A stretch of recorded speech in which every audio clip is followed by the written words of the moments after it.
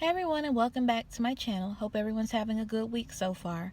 And I hope everyone had a good Thanksgiving break last week. It was crazy, hectic for me because we did travel to see some of my husband's family for the Thanksgiving break. So didn't quite have a lot of time to film the video that I planned to film.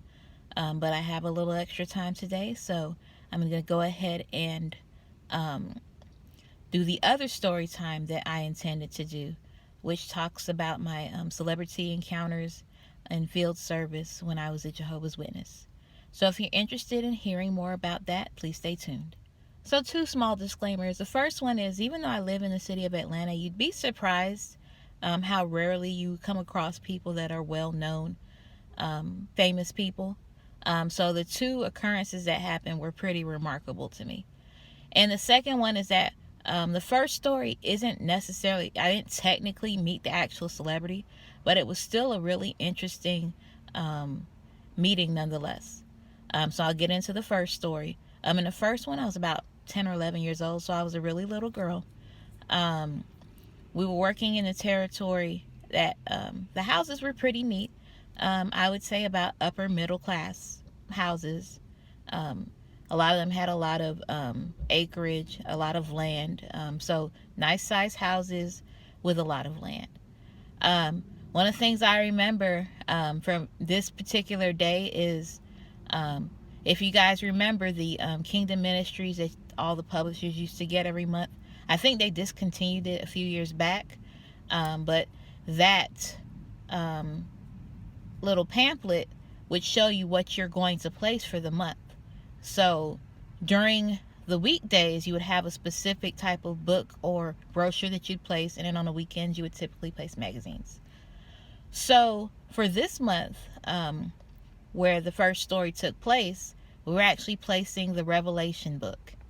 And if you remember, if you were in the religion back in the mid-90s, it was just this big book that supposedly summarized the book of Revelation and the supposed prophecies that took place. But the book was so full of errors that they had to discontinue the publishing of it. So that book you would not be able to find in any Watchtower library because it had just so many fallacies and so many errors. But back then, it was a book that we regularly studied for in book studies when we had those at the time. And it was a book that we would regularly place in the ministry. I don't know what the appeal was for placing that book, but we did. So I was out in service this day. I think I was working with my mom. And so we knocked on this door and a middle-aged gentleman answered. And so I went through my little presentation. I hated going door to door. But, you know, I still did my little speech. And he was really nice, really friendly. And he accepted the book. And back then that was a big deal because anyone who would accept a book like that without even knowing what it was really about, we were considering that a big deal. It was somebody who was really interested in what we had to say. But when I think back on it, I think he was just trying to be really nice, and maybe was impressed that a little kid at the door could give such a little speech to present a book. So I was really excited about placing this Revelation book. It was a big deal to me that someone was listening to what I had to say and they accepted my book, because of course that's pretty rare. A lot of times, Jehovah's Witnesses are kind of tone deaf to their message, so it's not necessarily very appealing to people. But because he was a man, I had to do my follow-up, my return visit with another brother. We had this rule, and I'm pretty sure it's something it's not really a written rule, but it's something that's universally known. If you interact or you preach to someone who's of the opposite gender, you have to turn over that call to somebody of the same gender. So I was talking to a man. I placed a book with a man. I had to bring a brother with me to this return visit. So we arranged for a brother in our hall to go back, and he brought me along. And so the gentleman, he was nice again. He answered the door, very friendly again. And this time he invited us in. So we're in our house, and he starts talking about this son that he has, who's in this rap duo that's really starting to pick up some steam. They're starting to sell a lot of records. They're being played on the radio a lot. And he started showing me these platinum records that they had earned and stuff. And so I was pretty impressed. So the brother with me asked who the group was. And the man said Outkast. So this was back in the mid-90s again. And this was before Outkast really, really blew up. But they were starting to really sell records and make a huge splash in the hip-hop industry. But at the time, because I was, again, 10 or 11, and my mom didn't let me listen to hip-hop, I didn't know much about them. But it was just neat. And so, you know, it was neat to see a platinum record up close. And he was just so proud of his son. So after the call, I went back and told my mom what happened and everything. And I told her, you know, we met the dad of some rap group of Outkast. Of course, my mom hadn't heard of them either. But she did agree.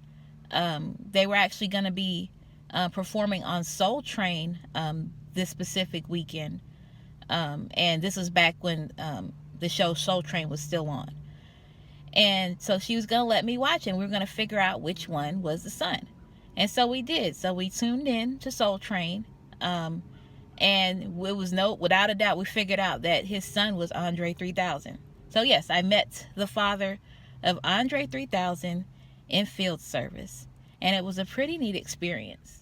So in hindsight, I don't think Mr. Benjamin was really interested in what we had to say, but he took a lot of pride in his son, and he really wanted to share his son's accomplishments with anybody that could listen. So I felt privileged of being able to see that part of at least legacy being made, because now Outkast is basically, they're hip-hop legends. So that was really a privilege. And it was really sad because after that second call, I basically had to turn over that call completely to this brother.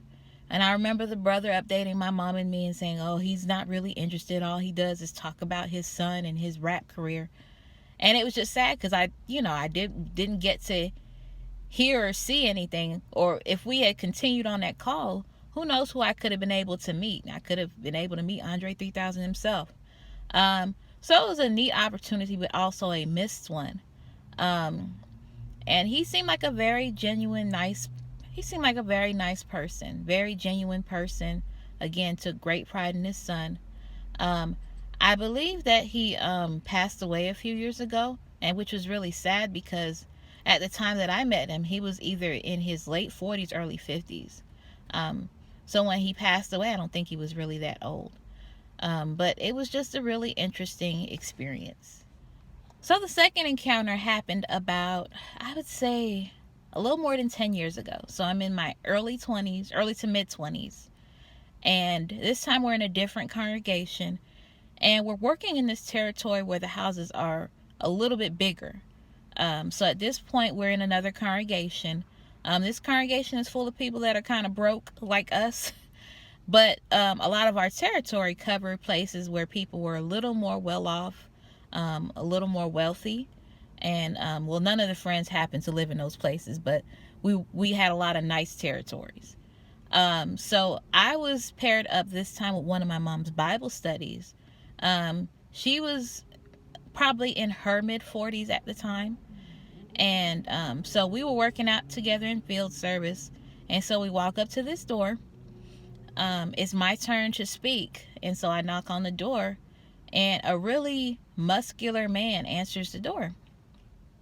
So I start out with my presentation. I always introduce myself. I say, hi, my name is Sylvia, and what's your name? And the man responded, Lee Haney. And so my slow self did not realize who I just met. I'm like, oh, yes, Mr. Haney. And I kept going on with my presentation. And the person that I was with didn't seem to have any clue who this person was either. We didn't realize we were talking to Mr. Olympia himself. I went on with my presentation, and we actually had a pretty good discussion on religion and on different, Bible doctrines or whatever. I don't think I placed anything with him, but it was just crazy because I was clueless as I'm continuing with my presentation, and we're talking back and forth, not realizing I'm talking to Mr. Olympia himself. So after we got through the call, I would go to the street and ran into my mom. I'm like, yeah, we met this nice guy down the street. His name is Lee Haney. And she thought I was joking at first. She was like, you met, that was Lee Haney? I was like, yeah, he said his name is Lee Haney. And sure enough, you know, when I Googled him, sure enough, it was Lee Haney, Mr. Olympia. He was he was the one that I was talking to at the door. But it's just it's crazy how tone deaf and how oblivious a lot of Jehovah's Witnesses are to any type of culture. Because if I had even done a little bit of homework, I would have realized who he was. And so that was the one time I visited. I didn't really follow up on that return visit because I think at that point I was a little more intimidated. Like, oh my goodness, what am I going to say now? I acted like I didn't even know who he was. He might feel some type of way about that. But I remember my mom saying she saw him a couple times at the gym that she attended and things like that. And I think he was trying to open his own gym up. It was just a really neat experience.